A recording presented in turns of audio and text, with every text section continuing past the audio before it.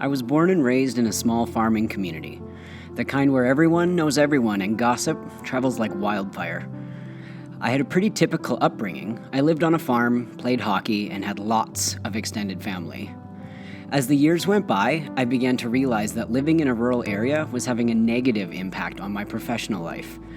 Working as a paramedic in my hometown proved to be much more difficult than I'd anticipated. After 6 years on the ambulance, the symptoms that I'd been trying to ignore became overwhelming, and I was diagnosed with PTSD. In the midst of dealing with severe mental health issues, I also came to realize that small town life was impacting me personally as well. All my life, I'd never felt comfortable in my own skin. What I thought was typical self-loathing was anything but.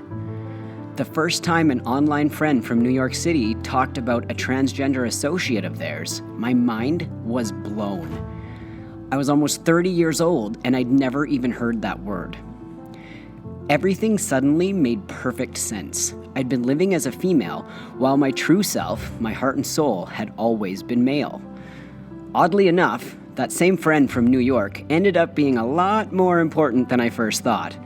Alex and I were married a year later at City Hall in New York before we moved back to central Alberta.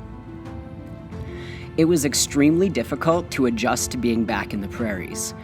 I was forced to shove my newfound identity back into the closet because I was certain that my family would abandon me, I'd lose my job, my friends, everything. The anxiety from the PTSD collided head-on with the feelings of fear and isolation caused by hiding my true identity. Crippling panic attacks and nightmares led to me withdrawing from all of my friends and family, self-harming, and being hospitalized twice for suicidal ideation. If I was going to survive, I needed to make changes, both professionally and personally. I stepped away from paramedicine and moved to New York.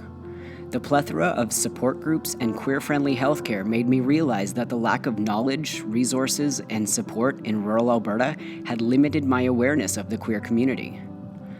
I eventually came out to my friends and family, finding it easier to deal with the fallout of coming out than it was to continue hiding my true identity.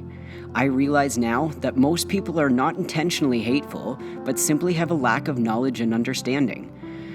They're afraid to ask questions out of fear of saying something offensive. I did have to cut ties with some toxic people and stop trying to be the person I thought I was supposed to be instead of who I really am. I'm still the same person I've always been, but now the outside matches the inside, and I'm genuinely happy for the first time in my life. As I became more comfortable, I immersed myself in learning everything I could about the queer community and was eventually able to transfer that knowledge to those around me. This journey, though difficult, has led me to discover that my true passion is advocacy. I've told my story at conferences, held Queer 101 workshops, and have created resources for Albertans in the LGBT community. I proudly sit on multiple provincial advisory committees advocating for better access to LGBT and mental health resources for rural Albertans. I've been able to create a sense of community and local support so people don't have to feel so isolated and afraid. My dream is to stop telling kids that it will get better once you graduate and leave for the big city.